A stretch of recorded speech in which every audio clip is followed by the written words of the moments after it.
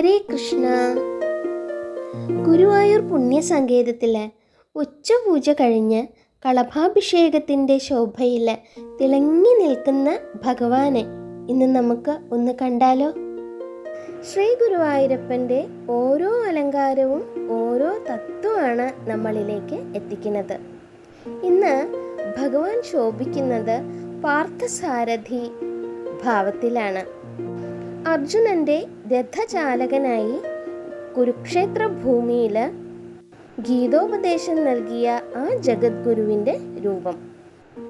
ഭക്തരുടെ ജീവിതമാകുന്ന രഥത്തെ നേർവഴിക്ക് നയിക്കാൻ ഭഗവാൻ തയ്യാറെടുത്തിരിക്കുന്നു എന്ന വലിയ സത്യമാണ് ഈ അലങ്കാരത്തിലൂടെ നമ്മൾ മനസ്സിലാക്കേണ്ടത്.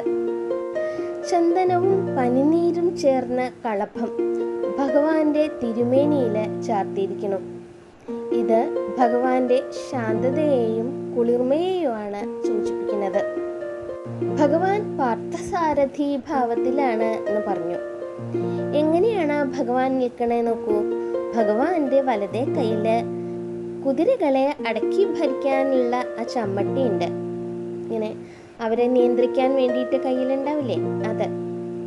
പിന്നെയോ അതിൻ്റെ അർത്ഥം എന്താണ്? ഇത് നമ്മുടെ ഇന്ദ്രിയങ്ങളാകുന്ന കുതിരകളെ നിയന്ത്രിക്കാനുള്ള ശക്തിയാണ് ഇത് സൂചിപ്പിക്കുന്നത്.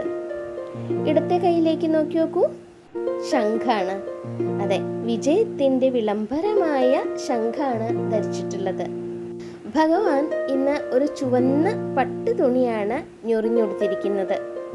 കഴുത്തില് സ്വർണത്തിൻ്റെ കാശുമാലയുണ്ട്, മുല്ലമൊട്ടുമാലകളുണ്ട്, കാൽത്തളകളുണ്ട്, കൈവളകളുണ്ട്, തോൾവളകളുണ്ട്.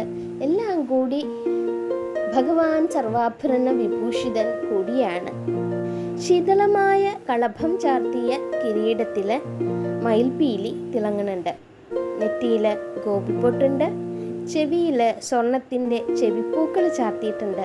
ഭഗവാന്റെ പുഞ്ചിരി തൂകുന്ന മൃദുവായ മുഖവുമാണ്. ഭഗവാന്റെ കഴുത്തിൽ നോക്കി നോക്കൂ, തെച്ചിയും തുളസിയും കൂടി ചേർത്ത് മനോഹരമായിട്ടുള്ള ഉണ്ടമാലകൾ, വനമാലകൾ ചാർത്തിയിട്ടുണ്ട്. കൂടാതെ ചുവന്ന താമരപ്പൂക്കൾ കൊണ്ടുള്ള ഉണ്ടമാലകളും ആ തിരുമാറിനെ അലങ്കരിക്കുന്നുണ്ട്. 2 തിരുമുടിമാലകളാണ് ഉള്ളത്. ഒന്ന് തെച്ചിയും തുളസിയും ചേർത്തിട്ടുള്ള ഒന്നും, പിന്നെ വെളുത്ത പൂക്കളും തെച്ചിയും ചേർത്തിട്ടുള്ള ഒന്നുമാണ്. അങ്ങനെ 2 തിരുമുടിമാലകളാണ് ഭഗവാന്റെ കിരീടത്തിന് താഴെയായിട്ട് ഇങ്ങനെ ശോഭിക്കുന്നത്.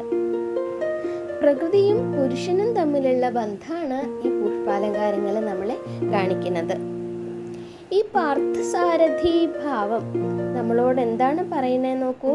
നീ നിന്റെ ജീവിതമാകുന്ന രഥത്തിൻ്റെ കടിഞ്ഞാൺ എനിക്ക് നൽകുക.